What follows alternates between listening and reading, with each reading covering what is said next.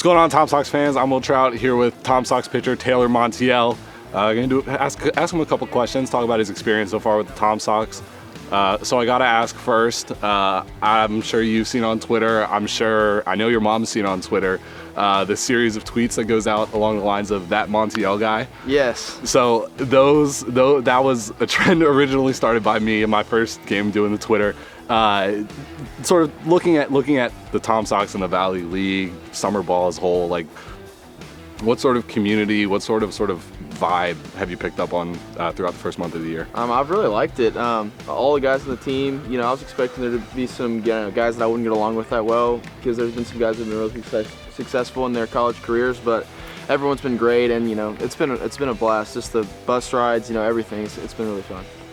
So far this year, you've really sort of held a really strong reliever role. Do you have any thoughts, have you been a typical reliever in the past versus, do you have any thought, what's the mindset look like for you coming out of the bullpen?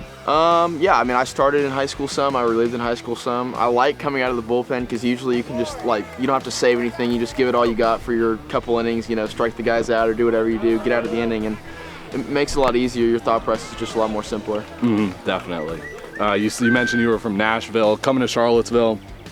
Any sort of maybe college town things that you sort of picked up on that you like? Anything around Charlottesville? Again, it's a great community being here, Charlottesville High School, but in general, being in Charlottesville, how's it been this summer? I like it. It's a really cool town. I would not have expected to be. I'm definitely, out of all the cities we've been to in the Valley League, this is by far the best. So I was really excited when I got to come here, and I've experienced a lot more than I thought I was going to, just being in the middle of nowhere, I thought, but it's been nice. Yeah, definitely.